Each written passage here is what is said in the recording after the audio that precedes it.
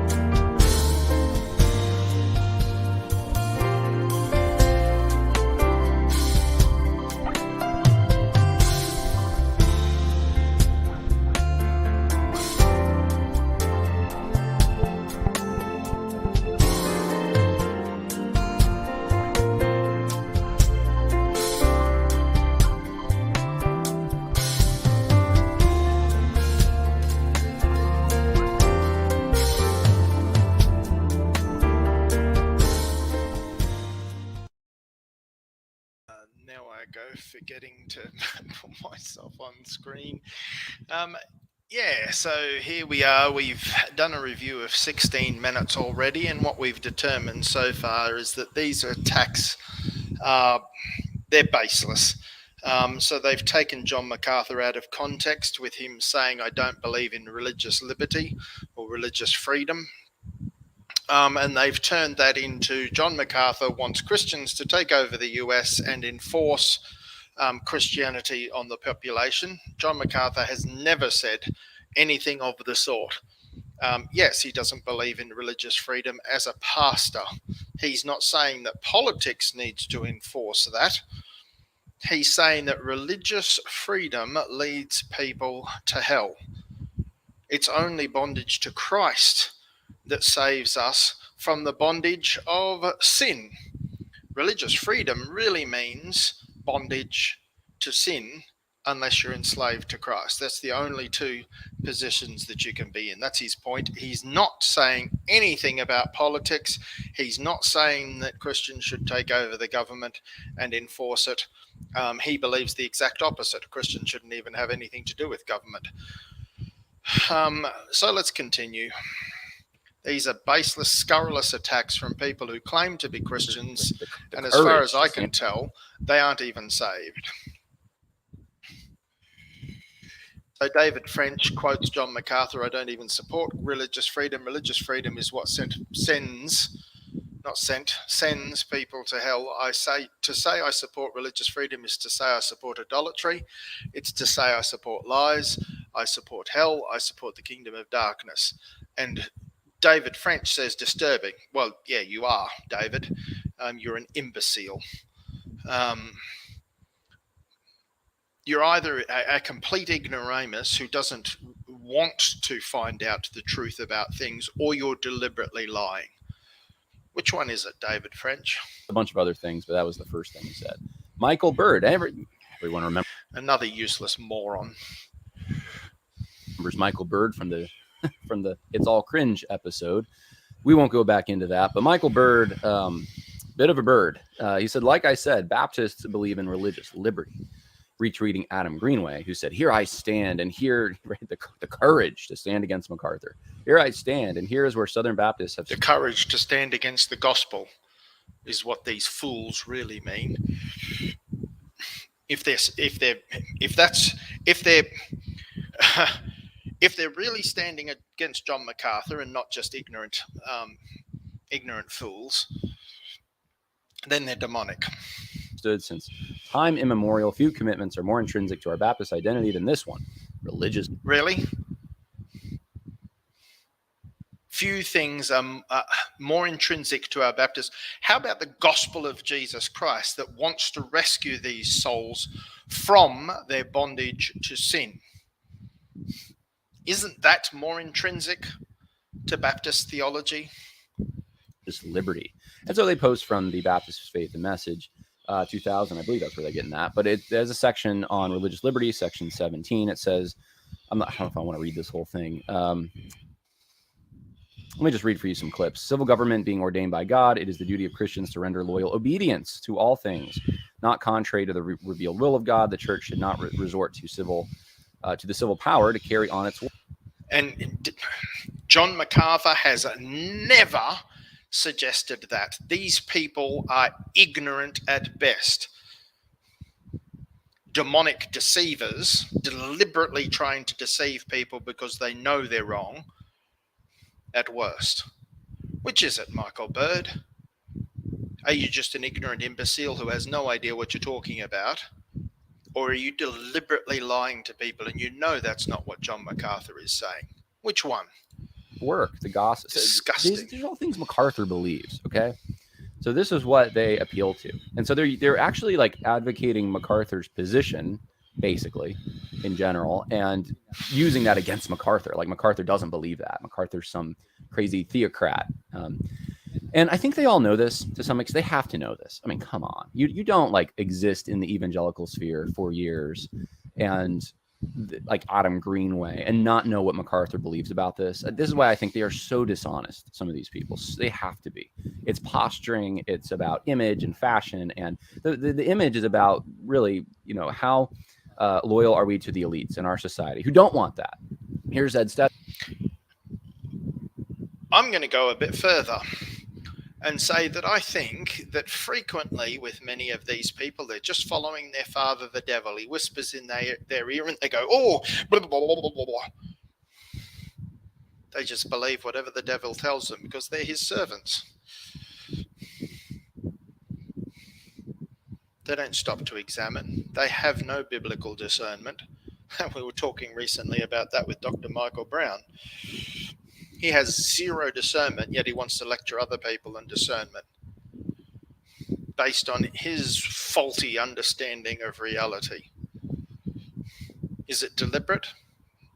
Don't know. I can't see his heart.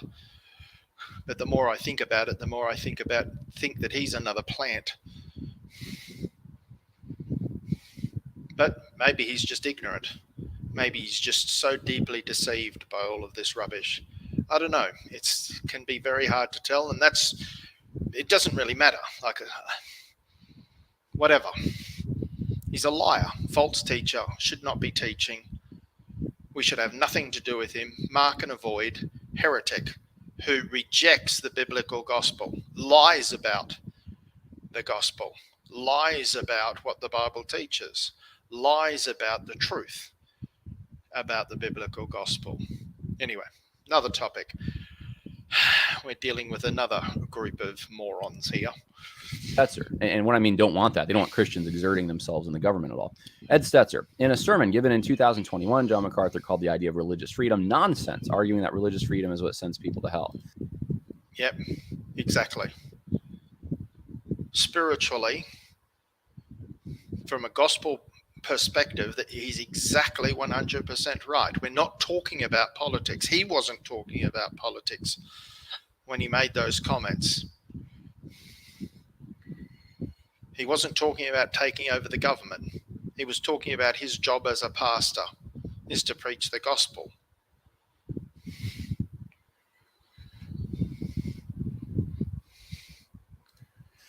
Yeah. In the context, though, we were going to get into that in a minute. That's not what MacArthur meant. At least what they're making it out to be isn't what MacArthur meant. And what they are trying to challenge MacArthur with is pretty much what MacArthur believes. Karen Swallow Pryor, again, retweeting Adam Greenway. And so then Megan Bashan from the Daily Wire. And by the way, she's doing really great work on this. All of a sudden, there's a reporter who's actually talking about this. It's taken years, but and I think she's probably getting a rude awakening into this world, realizing, wow, Christians, proclaimed Christians at least, are not acting the way that you'd think Christians would. So I would, if I were you, send the Daily Wire just a thank you. Send Megan Bashan maybe an encouraging note. Just say thank you for doing this. But she was big on the Grove City stuff. She did a article on enemies within the church. She's covering this stuff fairly. That's what I have to say. It's not even that she's biased in my mind. She's just being fair about most of it. Now it's for the Daily Wire, and she does lean more right, but politically. But these articles that she writes are pretty much just here's the facts. Here's what's going on, and the facts are Matthew Sheffield edited, or at least promoted, someone else edited a clip that gave the wrong impression. And so she talks about this. MacArthur appears to take aim at political lobbying, the ERLC. That was the context. And it was under Russell Moore. Well, what is left out is that the Russell Moore and the Ethics and Religious Liberty Commission filed an amicus brief in favor of a Muslim community's effort to build a mosque. They used the money from the church to help Muslims build a mosque. And MacArthur seemed to contrast his church with Moore's approach, saying it has no plans to lobby the government. We're not going to lobby for freedom of religion. And that's what he's saying is we're not trying to get everyone's false god like an extra boost to help them in the public square. If that's what freedom of religion is, we'll have no part in it. And what he's taking aim at is the idea that all of these religions are somehow equal, or they all deserve equal standing in the public square or something. And MacArthur's saying, no, we believe in the truth. This would be, Christians from history would all believe this. This wouldn't be a controversial statement to make. But of course, it just was taken that way. Economist John Fassman said, what does he support instead of religious freedom? Forced conversions, the banning and criminalizations of any faith other than his? Well, you could ask. This is not hard to find out. These people are such scum. Are they just stupid, or are they deliberately creating this false dichotomy to poison the well? So that people think, oh yeah, those are the only two possibilities, because they think politics is all that exists.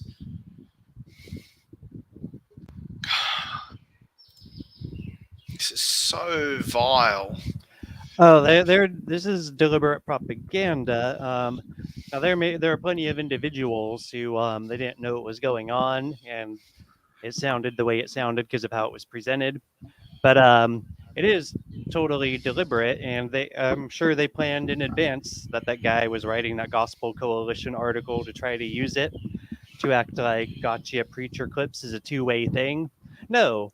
The only gotcha preacher clips that exist are against false preachers, and that's only on their side. There's no two ways with gotcha preacher clips. That just doesn't even exist. That's a fantasy, and this is the fantasy. They're pretending they got a gotcha preacher clip on someone. But and the other thing I wanted to mention here is just that well, you were questioning whether or not they do it on purpose. And yeah, they totally do. The thing is that even the people who don't know better, they don't have an excuse, because they know they're listening to liars, and then they're listening to them anyway. It's like, if you're listening to anyone outside of conservative, good Christianity, then you're listening to liars, and you don't go around listening to those people as if they're telling the truth.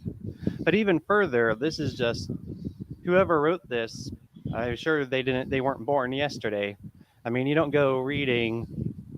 I mean, what is it from the Christian Post or something? Or I don't know. yeah, you don't Can't just go remember. around reading stuff from liars and then, so even people who didn't know better, they don't have an excuse because this world is obvious. No one has an excuse to be listening to liars after 2020 and 2021. So the most we all know better now. the most recent quote was from the Economist editor. Okay, because we're watching John Harris. That's right. But yeah, the point I wanted to bring here was that it was the point I just said. What was it again? They're doing it deliberately. But not just that they're deliberately doing it, but in addition that they're doing it deliberately, and I just said it a few seconds ago. I'm going to listen to your live stream and hear myself repeat it. Oh, the point that no one has an excuse to be listening to liars and then being fooled by them, It's like I understand that the quotes, if you just read the article, you don't know what John MacArthur is talking about, and I understand it could sound like he's talking about that. But there's just no excuse for reading these articles in a serious way to begin with. When you read an article like that, you have to assume it's a lie before you go into it.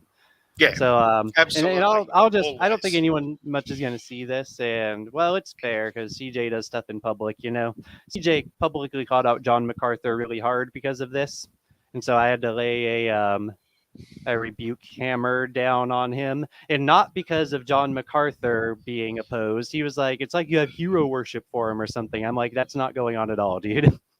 But and it wasn't going on at all. The whole thing is that no one has any excuse to be listening to propaganda and falling for lies, because we know there's propaganda lies out there. So there's just no excuse. That was really the point.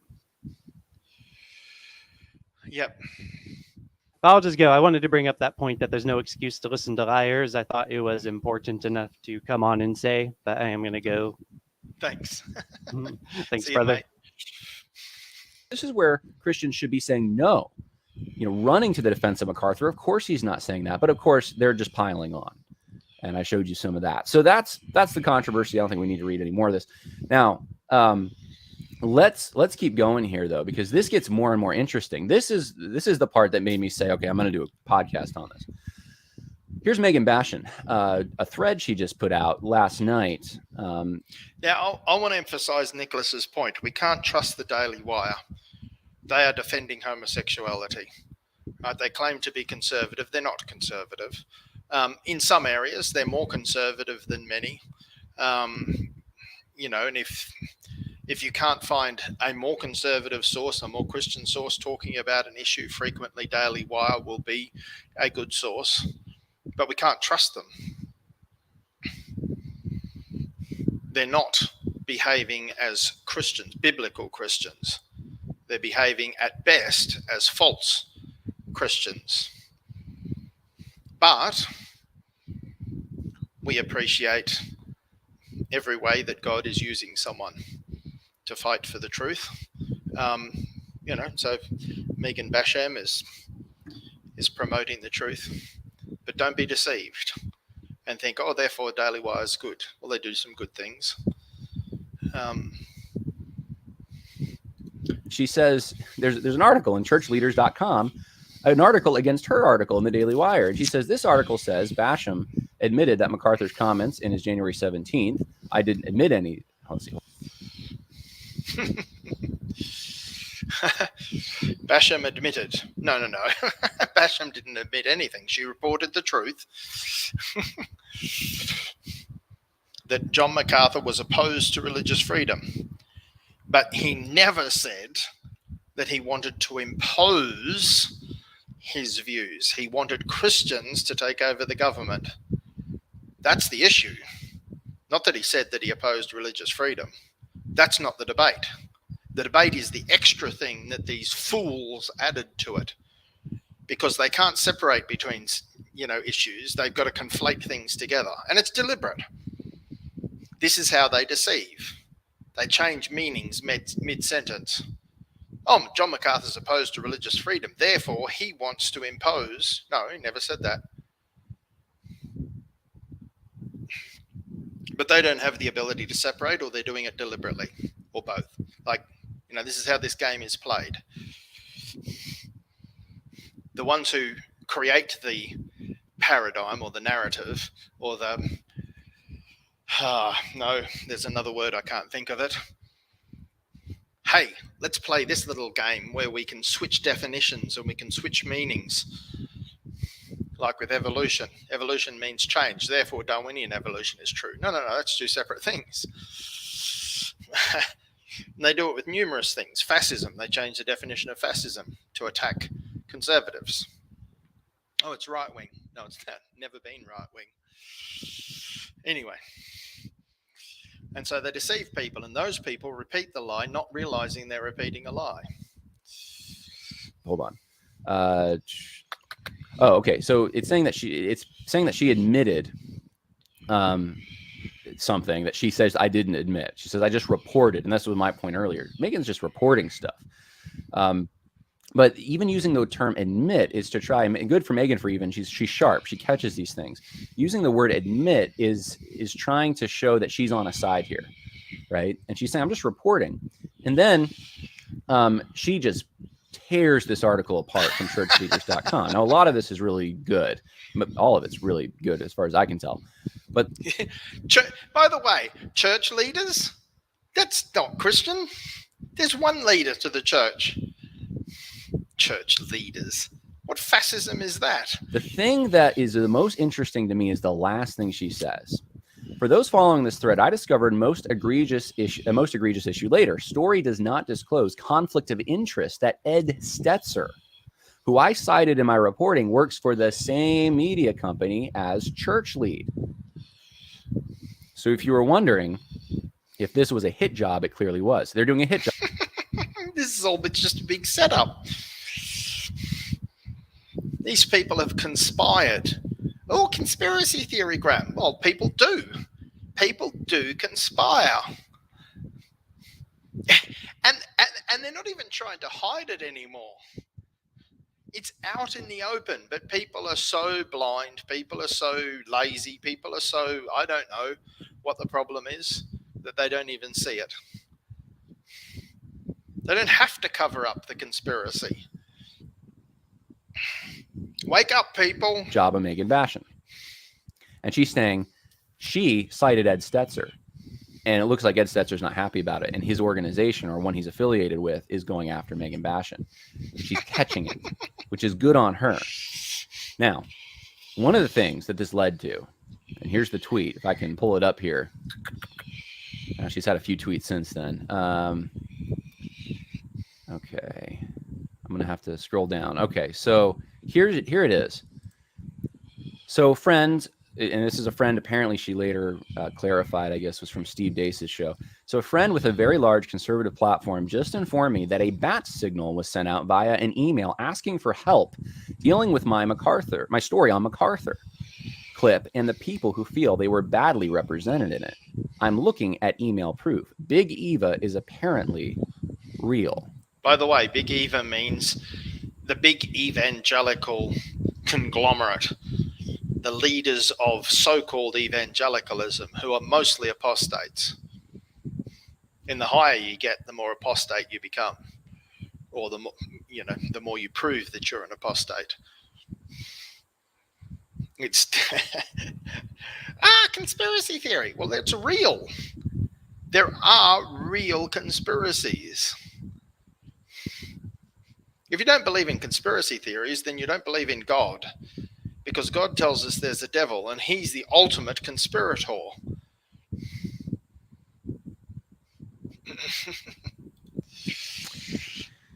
Now this is the crux of the matter in my mind. A coordinated attempt to smear, downplay, get rid of, discredit Megan Bashan.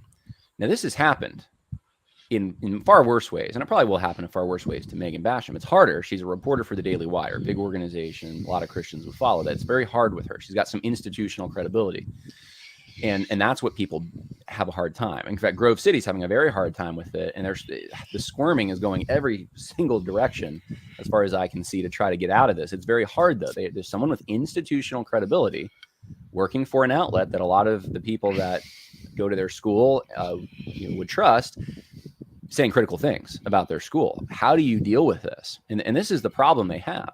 And now they're saying, Megan's done a few stories. She's not going away. We need to do something about her. And so she sees the proof that Big Eve is real. Now, I could have told you that years ago. A lot of us who have the bruises and the took the shots for exposing and telling the truth, or even just platforming people who tell the truth about what's happened in some of these evangelical institutions, have experienced the same kind of thing. And of course, even in far worse ways sometimes. We don't have institutions, some of us, that protect us like this. There aren't institutions that will. We don't have that credibility as much. Even though many of us, some people are very accomplished. I think of Will McCraney. I mean, they've just torn that guy in half. Very accomplished guy. I mean, really an expert on evangelism, missions, these kinds of things. Educated man. They tear people like that apart. They try to categorize them as kooks. I have 2 master's degrees. Not everyone knows that, and it's fine. It's like that's one of the least of my accomplishments in my mind. It wasn't that difficult for me, and it wasn't. I learned something, especially at the one at Liberty that I did for history, Southeastern. Frankly, I kind of want to forget that I went there sometimes, because I don't feel like I learned much at all. But I mean, look, I've been around these institutions. I've seen their programs. But you lose all that credibility you would have. You lose it all once you come out against the guild, once you come out against the institutions, or say that there's compromise with some of the leaders in them and that kind of thing. And Megan's starting to find this out, I think. She's starting to feel that pressure. And now she's saying, wow, no, this is real. The coordination is real. And it's funny, Ed Stetzer, I mean, I've heard so many stories about Ed Stetzer being, in fact, one, I have it on my email list. It's a denomination. I won't say which yet, because I'm going to probably talk about it at some point. But, they're saying, hey, our denomination started going woke and postmodern as soon as Ed Stetzer came in and he rearranged everything and left. And I've heard that story over and over with Ed Stetzer. But, okay, so this was interesting to me. So the exposure, the admission that there's some kind of a guild out there is finally making its way to bigger platforms. It's not Pulpit and Pen, right, saying there's this Big Eva guild. This is the Daily Wire now. Someone who writes for them is saying, wait, hold on, there is one. Now, I want to play for you. This is the moment you've all been waiting for. I want to play for you. I want to point out that we call them evangelicals. They are not. They get called evangelicals. They're known as evangelicals. But these people that are trying to derail evangelicalism and turn it into, I don't know, whatever they want it to be, a political force, or, the newest social gospel, non-Christian by any biblical definition of the word, fake Christianity, false gospel, all of that sort of stuff. They're not evangelicals by any biblical definition of that word. They're not Christians by any biblical definition of that word. But they run what gets called evangelicalism, the public face of it. And we dissociate ourselves from them. They are demonic scum. They're working for the devil. They hate God, the biblical God. They love their false God, the devil. Some clips from John MacArthur. It didn't take me that long. I just went to the Grace to You website. So here we go. Let's hear from John MacArthur what he actually teaches. Does he teach theocracy? Does he teach that Christians should take over the government? No, not even close. John MacArthur, I'm anti-theocracy. That is not the role of government. That is not the role of Christianity.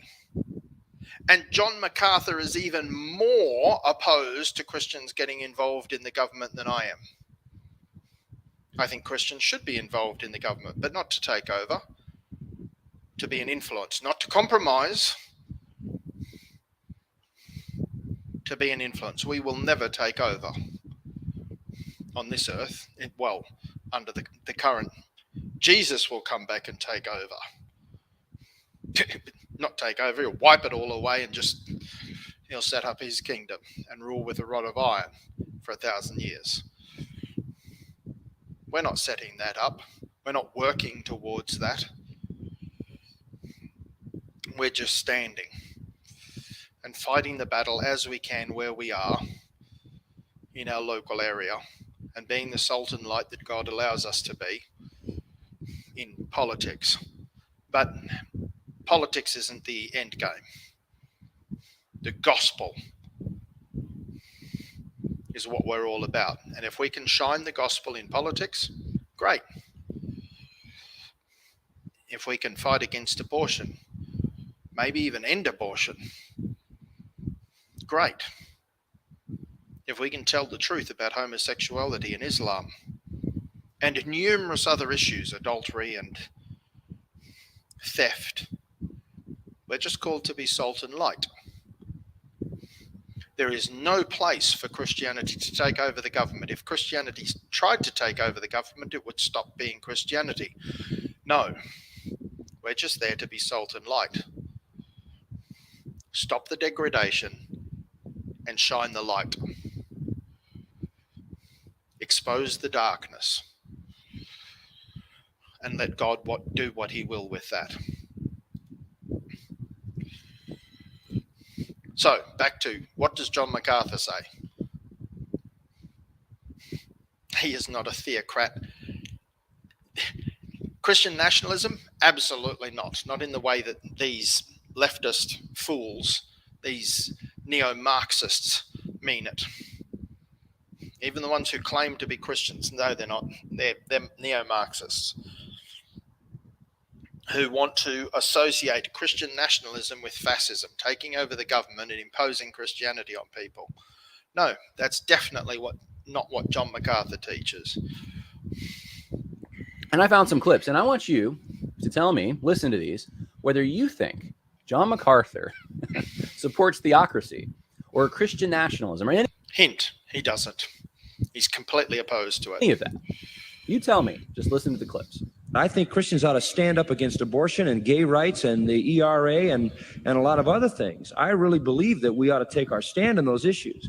But somehow what happens is, in the midst of wanting to take the right and legal means to take a stand and preach and proclaim against sin, we get diverted into the illusion that we can change our country by effecting changes in the political system. The reason I don't belong to the moral majority is because I'm not willing to alienate all the Democrats. Well, what do I gain by that? Because politics isn't the issue. There's no such thing, by the way, folks, as a Christian country, and there's no such thing as a Christian government. By the way, Nicholas, if I could sidetrack for a second, I don't know if you're listening to me at the moment, but this is part of the reason that I would say that God is not going to judge nations in the way that that it might read in whatever that passage is in Matthew. Nations will be held to account, but not for eternal life or eternal judgment, eternal punishment. There is no Christian nation. Well, there will be a Christian government in the millennium with Christ ruling. I don't expect my government to act in a Christian way. They have nothing to do with the church. There's no such thing as a Christian government, no such thing as a Christian nation. Never has been, never will be until Christ establishes a worldwide theocratic kingdom. All I expect out of my government is that I can get here when I want to get here, not get shot in the process, and that the water comes when I turn the faucet on. We want to do everything we can, because we live in a democracy, to bring about the best conditions that our people in this society may enjoy. There's always the temptation to cross the divide between the kingdom of light and the kingdom of darkness and borrow things from the kingdom of darkness that you think are going to aid you I mean, Jerry Falwell believed that, right? That he believed that, if we're going to reach the world, we've got to have a Christian president, a Christian Congress, and a Christian Senate. That has nothing to do with the kingdom of God. And what you do in terms of social change, lobbying hard and fast for social change and giving too much of your time to that has nothing to do with the kingdom of God. That's why Paul said we preach Christ and him crucified. There's a singularity in our focus. We do it with love and compassion. Okay, having listened to those, what do you think now?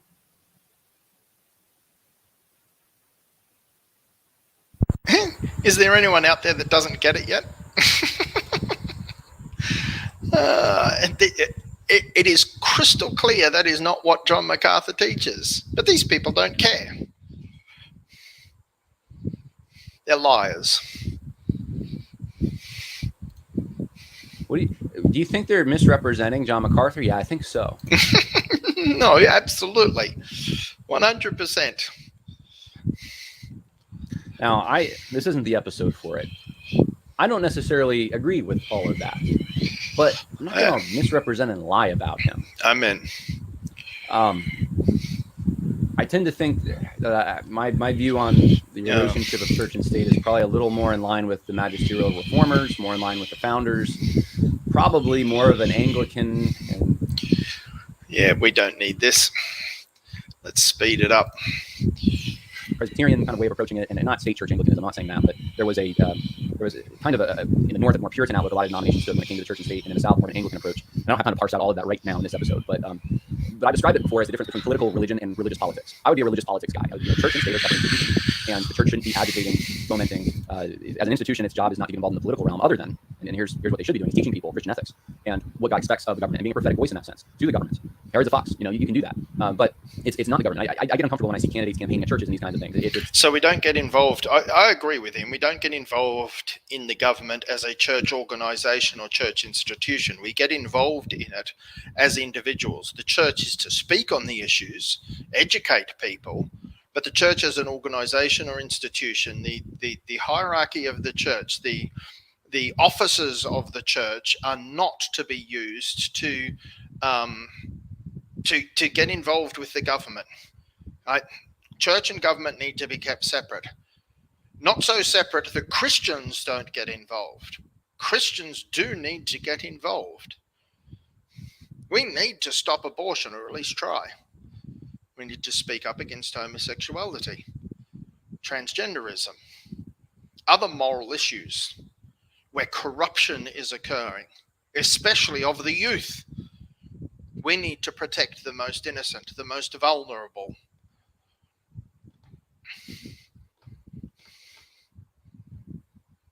And it needs to be Christians that are leading the way on these issues, but not the church as an institution or organization. As individuals, it needs to be kept separate from the church as a institution or organization. The church as individual Christians needs to be fighting for righteousness in politics as God leads us individually. It starts to blur those lines, and you can there's some wrong assumptions that can really creep in, and on that one I think I would have some agreement with MacArthur, but I do think there is definitely a place for Christians getting very involved, and Christians who that's what they're doing, and they're not their primary thing is not being evangelists, but it's getting involved in the political realm. I don't think there's something wrong with that, but don't confuse that with evangelism. Okay, don't do the Richard Mouth thing where he took Piper and now PGC basically takes this approach. That's political evangelism. No, we don't do that. So we're taking more to parse all of that out, but I probably don't necessarily agree with MacArthur. MacArthur's view seems a little more. This is actually what an elder at Grace Community Church said to me. I was there for some of those sermons. That's how I could find him so quick. I was at Masters. I remember an elder telling me he thought that, and he'd been there years, that Grace Community was very impacted by kind of an Anabaptist understanding of church and state. Now that I can't speak to that really. I'm just telling you what I heard there, and maybe that makes sense of it. I don't know. I remember distinctly because I was conflicted. Should I go into politics? Should I stay in seminary? That kind of thing. And I remember asking the head of the evangelism at Grace Community Church, what do you think about this? And he basically told me there's nothing significant about politics. It's just, it's just like being a janitor. There's really just nothing. It's almost like proclaiming the gospel from the pulpit is the highest thing you can possibly do, and becoming president is just not. It's just not really that important. And that attitude does exist with some people who are in those circles. So I'm not saying everyone's like that. I'm not even saying MacArthur believes that necessarily, but there are people who. Let me give you another story. This is from when I was at Masters. I remember at a Shepherd's conference. I don't know. I'm not giving names. Okay, so the first guy was Jesse Johnson, who told me that about politics.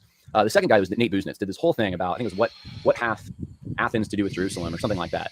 And I remember I had talked to him before this because I was in his class, and I, we talked about this. I said, look, you're going to present this thing on kind of, you shouldn't really be involved in politics as much, and you just want to be careful. There are people who take this really far, and they just don't vote, and that kind of thing. And he appreciated me coming by. Well, then he speaks. I remember afterwards, someone comes up to him. I was standing right there, and I go up to Nate, and they say, because of you, in the ministry of here at Grace Community Church, I don't even vote anymore. It's an ungodly system. And you get that in sense almost from MacArthur's last comment in that clip of like what Jerry Falwell did. And, we're going to kind of band together with darkness somehow to get this good, end justifies the means thing. And so he had taken that to the point of he doesn't even vote, which I'm sure MacArthur votes. I'm positive he does. Yeah, he definitely says Christians must vote. He tells his people, you have to get out and vote. I just remember standing there being like, there's something wrong with this. So I'm not, I would be probably, more in. And this idea, what has Jerusalem to do with Athens, seems to me to be setting up I don't know if false dichotomy is the right idea, but church is Jerusalem, according to this schema that they're imagining. And the secular government is Athens. Really? Well, if you're going to use the analogy of Jerusalem versus Athens, Jerusalem did have political government. And they had rules about how the government was to run. But we're not under that law. Like that's just wrong on so many levels. Yes, of course we have nothing to do with Athens and paganism and Greek philosophy and these things. Our basis is the Bible. And the Bible does command what the job of secular, if you want to call it secular, because that word has changed meaning. There's so much we could say about this. The word secular has changed meaning as well. Secular just simply means not the church originally. Now it means essentially atheistic, anti-God. And no.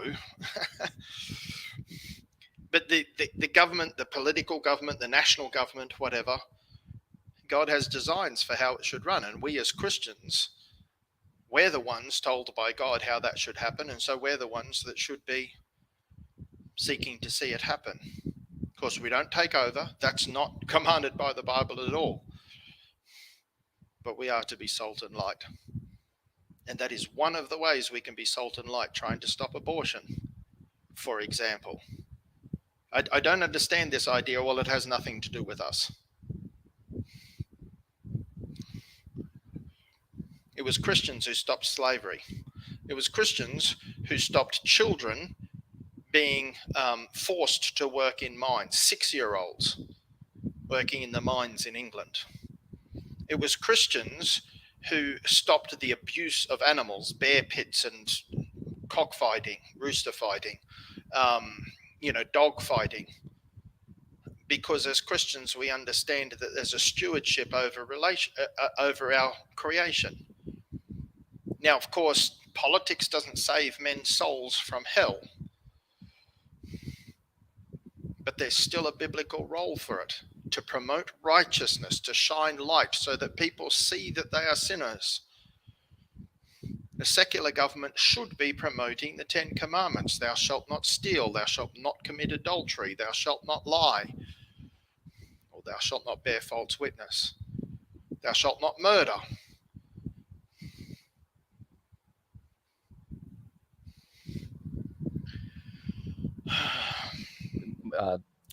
More positive about Christians exerting political pressure. Look, if anyone is, Romans 13, right? Government is responsible for carrying out God's law when it comes to the civil realm. Who's going to understand that? Christians, more than anyone else. Christians should be in office. I encourage Christians out there, please get involved. Your school board, your local county seat, your town.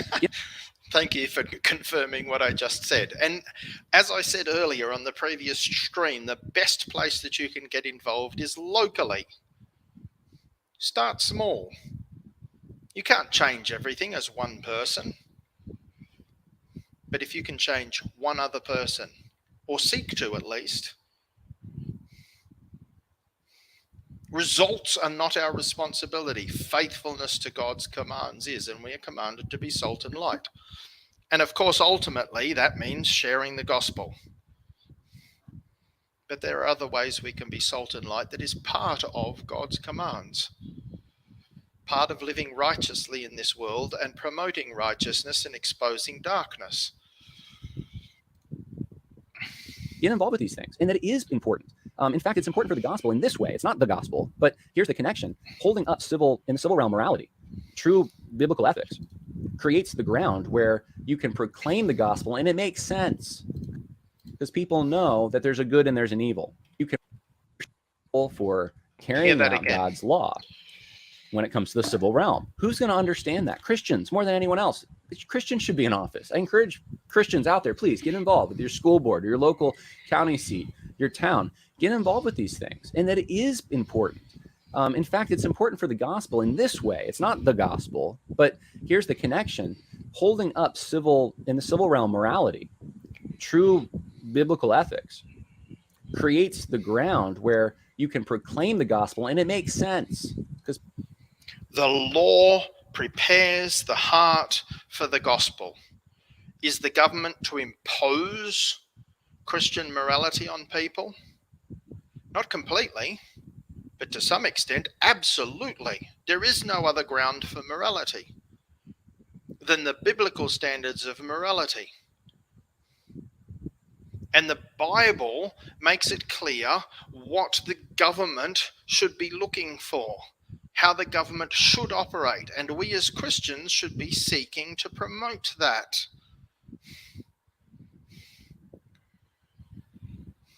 Because it helps prepare the ground for the gospel.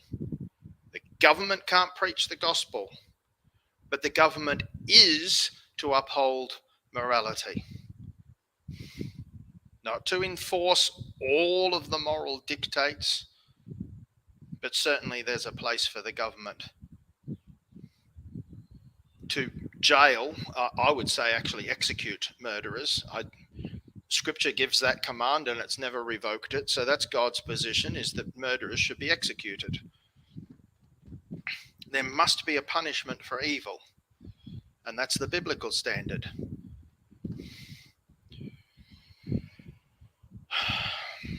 People know that there's a good and there's an evil because they know if they do the evil, they get punished. It reinforces that there's evil. So people are humbled. They are more aware that they are sinners, and so there's fertile ground for the gospel to be preached. If a government is promoting the righteousness that God requires the government to promote. Get involved with that. It creates the conditions for the church to be able to freely operate. And that is important. For educating your kids, for all the things that we hold dear. Those go the way of the dodo bird if Christians aren't involved in the political realm. You have to be. You have to be on some level. Even if you're not very involved, be involved in some way. Vote at least, right? Do something. Pray. So anyway, that's my 2 cents. Very short nutshell of it, because I didn't want to go into the whole nuances of the different ideas existing about the relationship between the church and the state. But get on with it. I don't think MacArthur's view is any different significantly from this is a separate show. The Baptist Faith and Message. It just doesn't seem like it. And they're trying to bash MacArthur with the Baptist Faith and Message as if he doesn't believe that. And that's the thing that sickens me about this whole thing. MacArthur's been fairly consistent, and he's really tried, even if the things I don't agree necessarily, and the excesses I see in MacArthur, being against the religious right and so forth, some in his ministry. Well, I partially agree with him on it. I have to say this about him. He's trying to answer these questions, and he's opening his Bible to do it. Yep.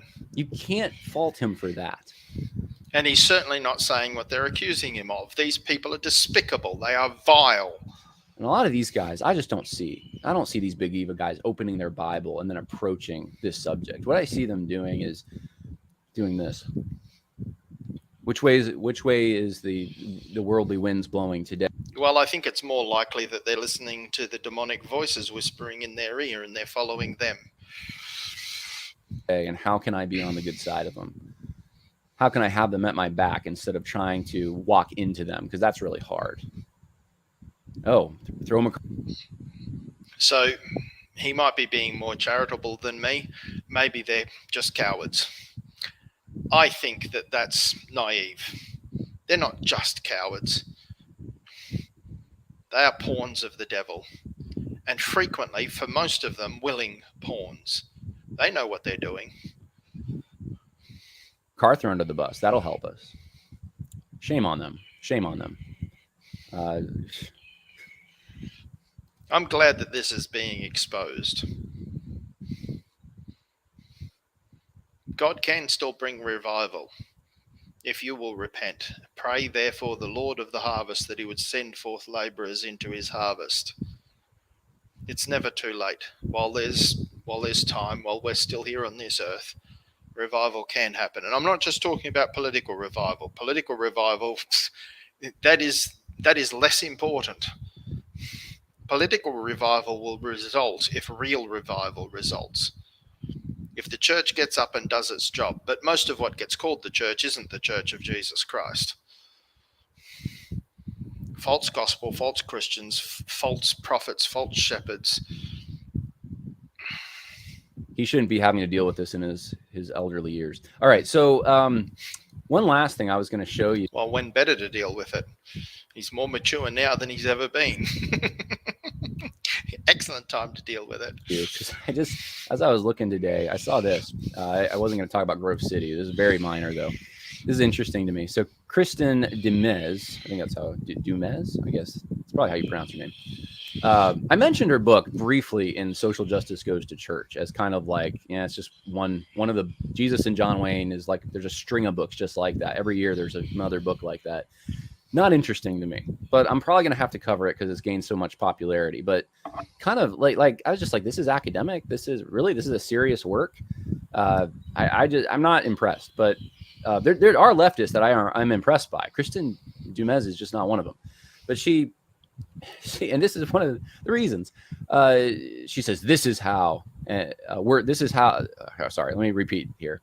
This is how this works, and how the anti-CRT movement is designed to work. Grove City isn't the only Christian college coming under fire like this. What's needed is a bold response from colleges in the face of these tactics. What are the tactics? Some guy named Matthew Martins says he's familiar with critical race theory, and Grove City College is being attacked for supposedly promoting critical race theory because the school showed a 6-minute video of Brian Stevenson, Just Mercy, speaking about sentencing juveniles to life in prison. I have no clue what he's talking about. I haven't seen that in any of the this is so weird to me. And this is what I keep seeing over and over with the defenders of Grove City is like they want to shift the conversation to something no one's talking about.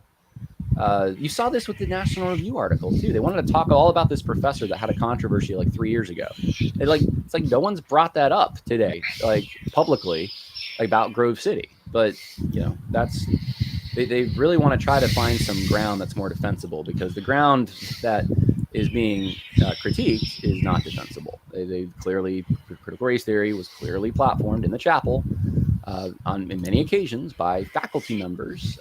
You have implicit bias training. You have the course that is blatantly pro social justice being taught on campus. I mean, there's enough there to say let's get the straight story about this. But that's not what they want to do. And so it's a lot of deflecting, denying, disguising. And you just see that all over the place. So figured I'd mention that in closing. All right, one last thing. For those who want to come and see me, I'd love to meet you. There are some places you can do that. This is filling up quite a bit. But January 29th, Shelbyville, Kentucky. January 30th, Caneyville, Kentucky.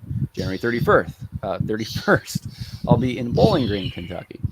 And then I will be in Nashville, Tennessee. And I should have put the date there. It's February 1st. It's a Tuesday. February 1st, I'm going to be in Nashville, Tennessee. And the RSVPs for all these places are right there. Sign up, RSVP. We'd love to see you in Shelbyville, Kentucky. We'd love to see you in Caneyville. We'd love to see you in Bowling Green. We'd love to see you in Nashville, Tennessee. And then March 10th to the 13th, Georgetown, Texas. Details to come and continuing in March because all those dates have now passed, although 2nd of February is right now in the US. No, it's passed, hasn't it? You're early in the morning on the 3rd now. So, forget that. But I guess he's got a website somewhere. I guess you can find his website if I give you the link to the, oh, I've given you the link. It's in the description, but let me give it again. In case you want to check this guy out, that's his channel. I'm sure from there you can find his website. If you want to go find him in the US and listen to him, meet him, shake his hand, thank him. He's a warrior on the front lines of this war for truth that is going on. He's doing his part. Yeah. We can't all do everything. We each do our part. We're all little parts in the body, and yeah, as far as I can tell, he's absolutely doing his part. And I know some of you in this audience are close to those places. So go to worldviewconversation.com / There you go, worldviewconversation.com. Worldviewconversation.com. speaking-engage right there. Sign up, RSVP. We'd love to see you in Shelbyville, Kentucky. We'd love to see you in Caneyville. We'd love to see you in Bowling Green. We'd love to see you in Nashville, Tennessee. And I know some of you in this audience are close to those places. So go to worldviewconversation.com / speaking-engagements. You just go to worldviewconversation.com, upper right. Worldviewconversation.com, speaking / engagements, or worldviewconversation.com, and then follow the link speaking engagements. Just look for that. Right-hand corner, and you'll see that there. Hope this blessed you and helped you. God bless. This is my first time with this guy. I was aware I had subscribed to his channel, so it's clearly not my first time actually, but I don't remember. This is the first time, I think. I'm pretty sure this is the first time I've reviewed one of his videos. Very impressed. Highly recommend him to you. Conversations That Matter is the name of his YouTube channel. There you go. worldviewconversation.com, and I've also given you a link to this video so you can subscribe to him. You can like the video. Oh, there you go. I haven't liked the video. There I have now. Excellent. Well, thanks for joining me. I'm done with that one. And done with this stream. My wife said, let's go out an hour. This has been an hour. So I'm going to be going out. He's doing more than his share by a long shot. Yes, indeed. I've seen every video of his for the past year, almost without exception. Yeah, so I hope that encourages you, strengthens your faith, your understanding of what's going on and what you can do about it, and encourages you to keep fighting as God has called you to fight, not what I'm calling you to. Even doesn't matter what I've said in this video. What is God calling you to? Well, then do that and trust him. Thanks, Nicholas. Catch you next time. God bless.